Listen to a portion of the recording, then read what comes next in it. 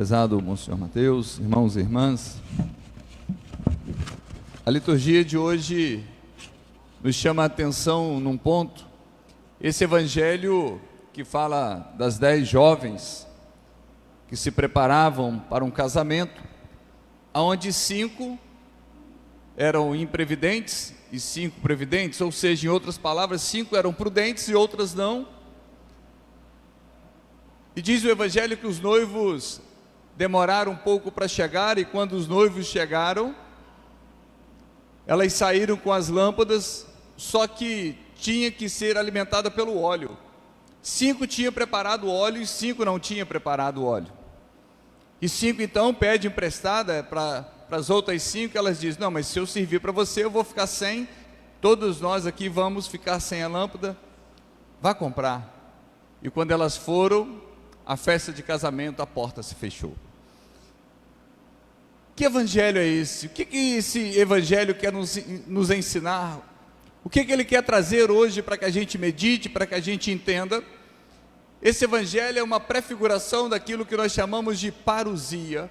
O que é a parousia? A parousia é a segunda vinda gloriosa de Jesus. Jesus já veio uma primeira vez, se encarnou no ventre de Maria, viveu a sua vida pública até os 33 anos, teve o momento da paixão, morte, ressurreição, subiu aos céus, está junto do Pai, mas voltará.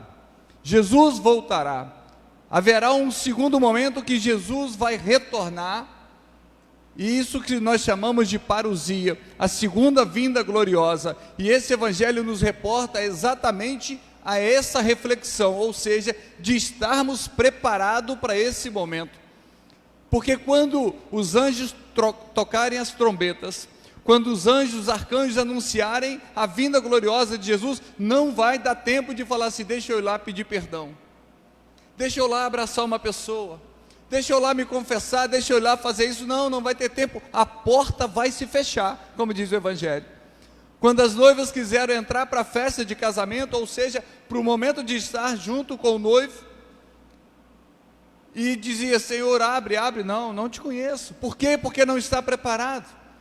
É exatamente isso. Nós precisamos entender que o cristianismo não é uma religião que nos faz olhar para frente. O cristianismo não nos ensina a olhar para frente. O cristianismo nos ensina a olhar para o céu. Então, quem não olha para o céu, quem não entende a mensagem do céu, quem não entende aquilo que o Senhor nos fala, não vive bem o seu cristianismo. Assim também como a palavra de Deus. O que é a palavra de Deus? A palavra de Deus não é uma imposição, é uma proposta de vida. Aceita quem quer. Ninguém é obrigado a seguir a Bíblia, ninguém é obrigado a viver aquilo que a Bíblia nos ensina, ninguém é obrigado. Jesus nunca obrigou a ninguém a fazer nada. Ele apenas disse: aquele que quiser me seguir, tome sua cruz e siga. Aquele que quiser, quem não quiser, fica para trás. A Sagrada Escritura é uma proposta de vida, aceita quem quer, mas quem aceita a Sagrada Escritura não é aquele que é convidado a olhar para frente, é aquele que é convidado a olhar para o céu. Por que olhar para o céu? O que eu estou querendo dizer com isso? Olhar para o céu significa nós entendermos que nós não somos definitivos nessa terra. Nós estamos de passagem, nós somos peregrinos, e se nós somos peregrinos, a palavra de Deus nos ensina que o nosso coração precisa estar preparado. O que eu vou dizer agora vai parecer uma redundância, mas é assim que a teologia fala, porque vai haver o momento do fim último.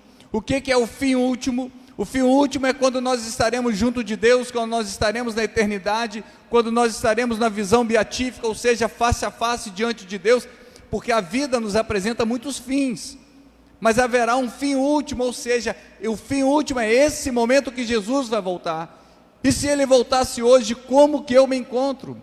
Como que você se encontra? Como que nós estamos preparados para irmos para o céu ou para irmos para o inferno? Sabe qual a gravidade disso tudo? Que é irreversível, não tem volta. O inferno é algo irreversível, não tem volta. Por isso que é céu, inferno e purgatório. Não tem volta. E o que é o inferno? É onde vai estar, como a gente às vezes passa a conhecer de uma maneira figurada, é um lugar pegando fogo, com tridente, com um monte de diabinho. Não, o inferno é a perda, como diz o catecismo da igreja, é a perda definitiva da amizade de Deus. É a perda da impossibilidade de você contemplar Deus. Isso já é o próprio inferno. Por quê? Porque você perde a ausência da graça, a presença da graça, desculpa, você perde a presença da graça. Por isso que nós devemos sempre ter uma vida que a gente esteja sempre procurando viver de uma forma onde o nosso coração seja purificado, onde a nossa alma seja purificada, onde o nosso ser comece a absorver o que? As virtudes, as qualidades, todas as coisas que o Senhor próprio nos ensina. Esse é o caminho. O caminho é exatamente esse. É o caminho da perseverança, é o caminho da coragem, é o caminho da oração, é o caminho de colocarmos tantas coisas ruins para fora e colocarmos coisas boas para dentro. Nós somos chamados a viver essa realidade. Isso que é o cristianismo. O cristianismo não é para viver no tempo de hoje. Nós vivemos hoje projetando a nossa vida para o futuro. Se você não entender que a sua vida, o fim último dela é o céu, me desculpe, mas você está vivendo um cristianismo errado. Você está lendo a Bíblia, mas não está entendendo a Bíblia. Porque a todo momento o Senhor nos convida o quê? A termos um coração semelhante ao seu coração. A termos um coração, como diz o Salmo 22, quem será digno de subir ao monte do Senhor? Os que têm as mãos limpas e o coração puro. O que é ter a mão limpa? A ter mão limpa é aquele que não usa da sua vida para fazer a maldade. É aquele que não usa da sua vida para fazer o outro sofrer, para fazer o outro chorar, para pisar na vida do outro. Isso que é ter a mão limpa e o coração puro.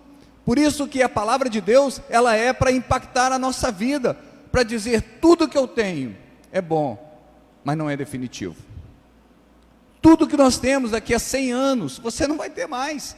Talvez nem a sua família vai ter mais. Nem pessoas que você acha que está deixando tudo para ela, vai ter mais daqui a 100 anos. Por quê? Porque nós não vamos levar nada a não ser aquilo que nós somos. Nós não vamos levar nada a não ser aquilo que nós somos. O que nós temos vai ficar para trás. Por isso que tem família que briga, irmãos que ficam inimigos, famílias que se desentendem por aquilo que não vai levar, por aquilo que vai deixar para trás. Ah, mas isso é meu. Nós não temos nada de posse. Nós não somos dono nem da nossa própria vida, porque se você ficar 5 minutos sem respirar, você morre. Então você não é dono nem da sua própria vida. A sua vida pertence a Deus. A minha vida pertence a Deus. Todas as nossas vidas pertencem a Deus. Sabe por quê? Porque nós somos um ser dependente. Nós somos criatura, nós não somos criador. Nós somos um ser dependente. Nós dependemos da assistência de Deus. A pessoa pode dizer assim, mas eu sou ateu, eu não acredito em Deus. Ela pode não acreditar em Deus, ela pode não querer ser de Deus, ela pode não querer servir a Deus, seguir a Deus, mas uma coisa é inegável, ela depende de Deus. Sabe por quê? Porque Deus não é apenas criador, Deus não apenas criou, Deus criou e sustenta a criação. O que é isso? Deus sustenta a água que você toma. Deus ainda sustenta o ar que você respira.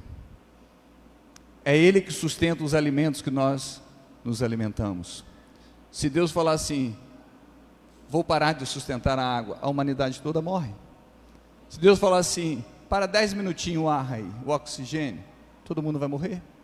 Se Deus falar assim, hoje os terrenos, os pastos, os morros, tudo, a terra já não vai ter mais o mineral, a terra já não vai ter mais a sua vitamina própria, não vai ter alimento, a humanidade vai morrer de fome. Deus não é apenas o Criador, Deus sustenta a criação. Isso nos faz entender que nós somos dependentes de Deus. E viver o cristianismo é isso, é entender essa dependência de Deus, e que de Deus saímos e para Deus retornaremos. Nós precisamos entender que para Deus nós retornaremos. Um determinado momento da vida, nós precisamos fazer por onde aqui, para que a gente possa retornar para Deus, para que a gente não possa ir por um caminho errado, um caminho que não tem volta. E esse é o caminho que se chama de inferno. Por isso que a palavra de Deus hoje fala, tem uma vida de vigilância. Só que a gente tem vivido um cristianismo, a gente tem vivido uma fé, onde as pessoas estão adiando. Não, daqui a pouco eu faço isso. Não, daqui a pouco eu vou para a igreja. Não, daqui a pouco, pode deixar que daqui a pouco eu entro nesse movimento, daqui a pouco eu faço isso, daqui a pouco eu faço aquilo. Não, daqui a pouco eu faço bem, deixa para mês que vem eu vou perdoar, mês que vem eu vou fazer isso. Você não sabe, talvez você não tenha tempo. A gente vive como muitas pessoas vivem, como se ela fosse eterna aqui na terra. Só que aqui na terra nós não somos eternos, porque aqui na terra vai ficar o que é material, e na eternidade vai ficar o que é espiritual. Por isso que nós somos corpo e alma.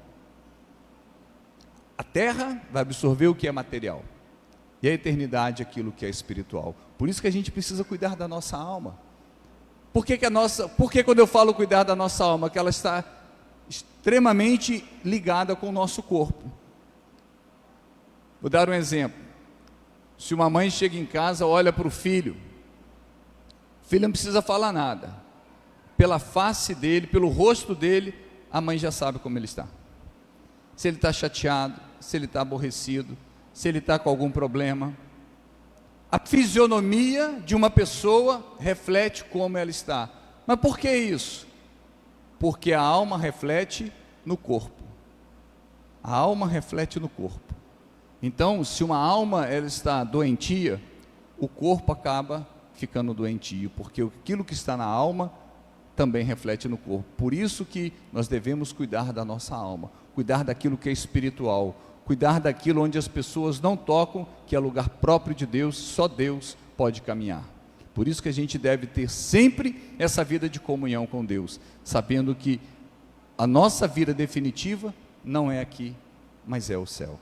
Louvado seja nosso Senhor Jesus Cristo.